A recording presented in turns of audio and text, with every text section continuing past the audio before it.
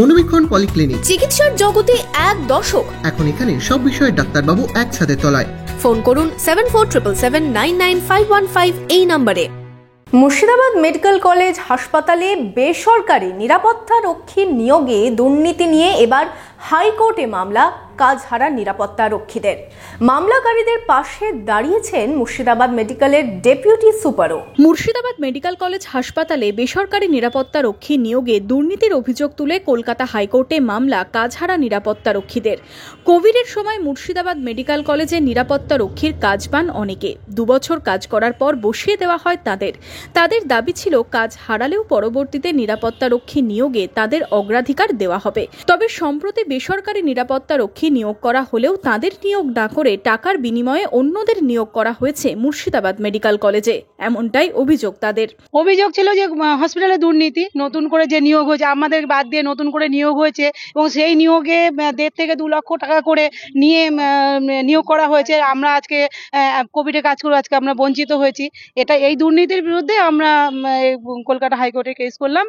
আশা করি আমরা এতদিন যে লড়াইটা করেছি আজকে আগামী দিনে আমরা হয়তো এর একটা ভালো সুদূর প্রসারী ফল আমরা দেখতে পাচ্ছি। এই অভিযোগ নিয়ে সরব হয়েছেন মুর্শিদাবাদ মেডিকেল কলেজ হাসপাতালের ডেপুটি সুপার ডাক্তার আলিও।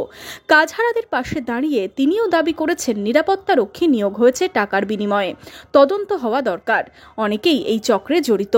এবার আমি নতুনভাবে আবার মুর্শিদাবাদ মেডিকেল কলেজে প্রশাসনের এগেনস্টে, দুর্নীতির এগেনস্টে, এই যে দুর্নীতি হয়েছে মানে কি পরিমাণ দুর্নীতি হয়েছে সেটা পরিকল্পনার বাইরে। একটা মেয়েকে যেভাবে বসানো হয়েছে ও হঠাৎ, আর এদেরকে যেভাবে বসানো হয়েছে, যেভাবে ওপেন কারাপশন হচ্ছে, অ্যাডমিনিস্ট্রেশন, আমি আমার ভয়েস রেজ করেছি, তার সত্ত্বেও অ্যাডমিনিস্ট্রেশন কোনো অ্যাকশন নেয়নি। যখন অ্যাকশন নেয়নি তাহলে ভাববেন ওদের নিজস্ব পার্সোনাল ইন্টারেস্ট আছে এবং আমি চাইছি এটা তদন্ত হোক, ইনকোয়ারি হোক, এর সঙ্গে অনেক লোক জড়িত, তারা শাস্তি পাক। আজ আমি এখান থেকে মুর্শিদাবাদ মেডিকেল কলেজে দুর্নীতির বিরুদ্ধে আমার লড়াইটা শুরু করলাম। আমি ওদের সঙ্গে আছি, আমার অ্যাডভোকেট আমার সঙ্গে আছেন। এই নিয়ে মামলাকারীদের আইনজীবী তরুণ জ্যোতি তেওয়ারি জানিয়েছেন, আমরা হাইকোর্টে মামলা করছি, এখানেও আরজি করের মতো দুর্নীতি হয়েছে, দেখতে হবে এর সাথে কারা কারা যুক্ত, এখানেও টাকার ভাগ কোথায় গিয়েছে জানতে সিবিআই তদন্ত চাই। Bureau report, imagine community media.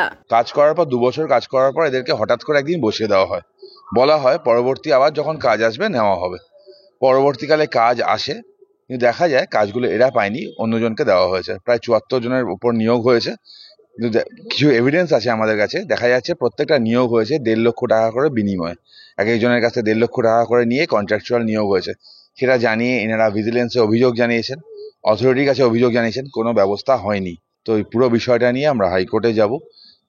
যে আরজি কর মেডিকেল কলেজ এই দুর্নীতি দেখেছেন, এখানেও দুর্নীতি তার থেকে কিছু কম নয়। খালি এটাই নয়, টেন্ডার দুর্নীতি থেকে আরো বেশ কিছু দুর্নীতি আছে, সেগুলো আরো একটা মামলার বিষয়, সেগুলো আরো একটা মামলা হবে। খুব তাড়াতাড়ি কলকাতা হাইকোর্টে মামলাটি ফাইল হবে।